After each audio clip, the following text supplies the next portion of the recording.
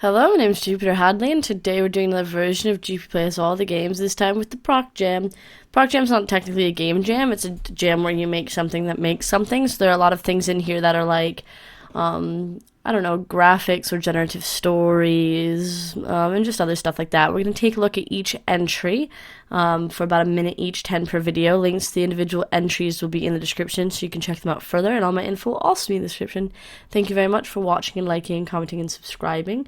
If you'd like to support the things I do, consider supporting me on Patreon, as this video is brought to you by the lovely people on Patreon who support me so I can record stuff. Right, next. We're playing Approach. Approach today with openness. Then you can kind of click it to change the color. Approach today with courage. And this is like a little meditation, basically, for each day. Approach today with hope. And so each day you can come to this page and it can tell you how to start today. Approach today with calmness. Approach today with openness. Approach today with hope. I think this is very cute. It's a very nice little saying, and I like the sort of background. It looks like it'd be perfect to open up on a phone almost and get like notification every day with just sort of a nice thing that you wake up to, if that makes sense. Approach today with gratitude. I think they're all very good. Approach today with perseverance. That's what I'm doing. Approach today with hope. Next. We're checking out a World Hex Editor. Editor. Oh, I hit generate without actually putting anything in, but I guess we'll see. Struggling. Right, this is what it generated, and I can save it if I wanted to or export it. But I also have stuff that I can pick, like small, random. I don't know what these do. It's allowed. Heavy island-based, sure. Oh, it tells me down there. Civilizations, yeah, sub's fine. Humidity, don't care. World temperature, alright. If allowed, generate will try to produce some large ones. Okay, let's not allow large ones and generate a world. I do wish they were labeled, but I do like that if you scroll over them, it gives you kind of detailed description. That's quite nice. And this is a big world that it generated for the first time. Now we've got a few more little tiny islands. I like how much of a, information. I like how much information there is on this map, and we can pick different locations. So it's definitely a really well-developed tool. Next. We're checking out a Twitter bot. Its name is G, the President of Earth. Apparently it's G from Street Fighter V. It's a Twitter bot. It said, it's a Super Tuesday. That's actually the only tweet that it has done so far. It's made by this guy. So yeah. It's just a Twitter bot, and apparently it says stuff like this character, G, from Street Fighter, which is a pretty interesting idea. I don't know anything about that character, but hopefully it starts tweeting more, and you can follow what seems like a social media account of a made-up video game character. Next. So this is Génèr'Communes. It's in French. A generator of French municipality names based on a list of all French municipalities available at their government website. Generates based on a model trained at department level, so it can generate names based on the municipalities. I don't know if I'm saying that right, of a given department, but also at regional and national level. So I guess you pick stuff, and it generates a name for like that, I guess. I don't know, friend. I don't know what any of these are, but there's quite a few. Looks kind of like aubergine. But yeah, it's just kind of generating names, I guess. It's probably a good tool if you speak French. Let's see what this actually translates to. Right, because their names are the same things in French. Well, in English, I mean, that they are in French. So, I don't know. Next. We're checking out Welly's tree generator, which generates, you can either do a new tree or a new species. Oh, I like how this is all in the same family. And then you have, like, a different family. Can we, yeah, we can rotate around. Okay. These trees are nice. You do see quite a few tree generators in ProcJam, and they all have such different takes on a tree generator.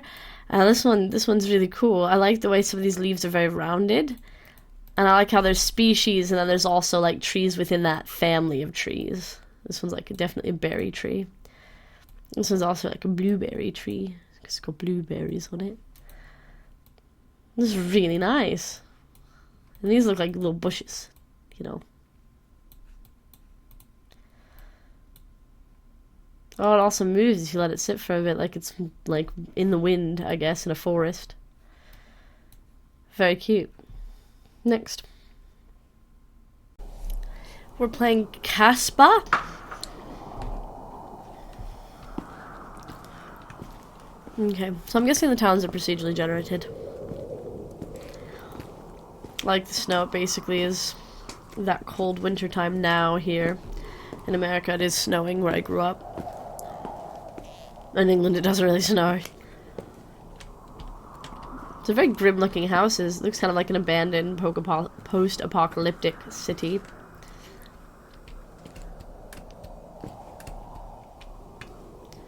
But it's nice to be able to walk around it, sort of see the land. Still electricity, that's good. Making a weird hum. Some closed shops.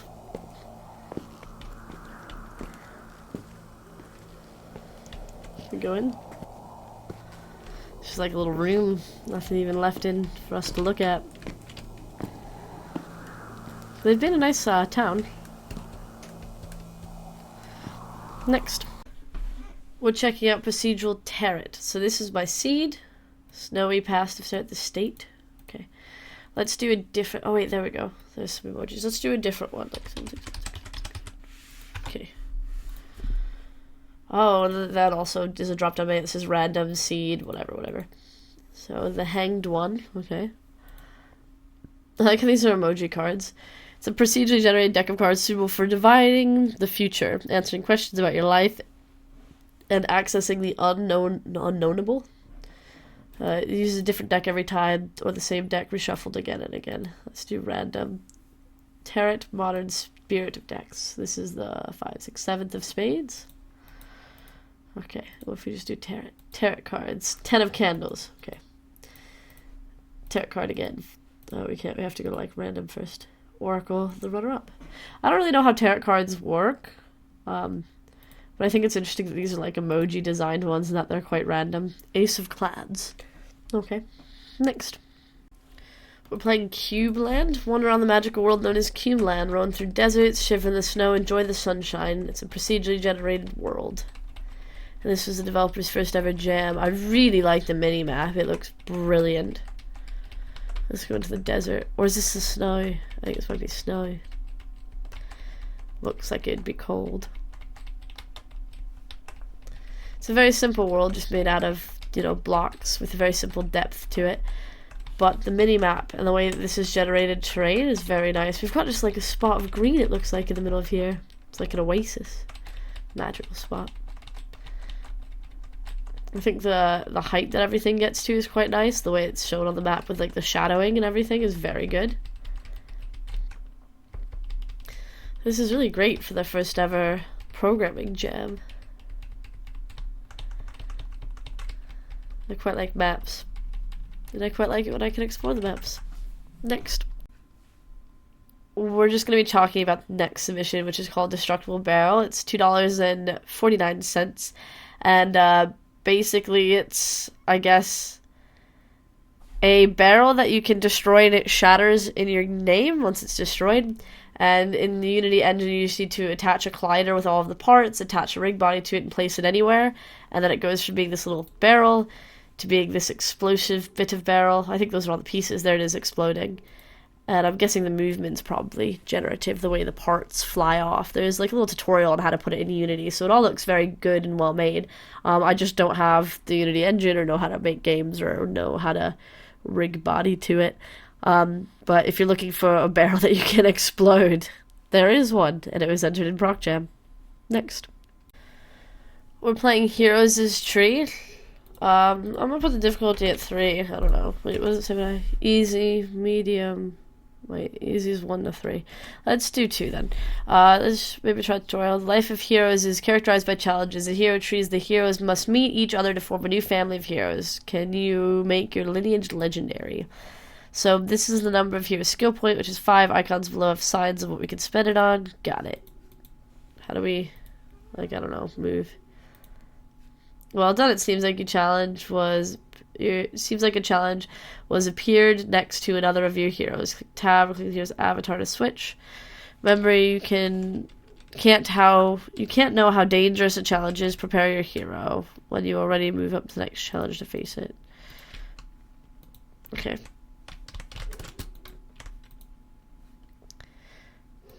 I've tried to use WASD and arrow keys to move, but neither of them are doing anything. Oh, okay. Yeah, I think we're dead. Seems like your hero's health is running out. Change your hero. So we'll tab. So we're like on a board. We got some luck. We got some more luck. I guess. Strength. Your experience bar shows how far the next level of skills. Bars fill you earn a skill point. This looks like a pretty interesting game. So do you have to just go around everywhere? Okay. How do we go back to the menu? Because you gotta refresh. Right, we're here. Let's start the game. Okay, I'm gonna give us more brave. And I guess more charm to start with. And then we're just gonna start moving this character. Because I think we can beat these. We don't have a whole lot of luck, but I guess we'll give ourselves... Oh, we died. Okay. This is fine. We're going to give you luck so you get a heart. And I guess bravery, luck, bravery, charm.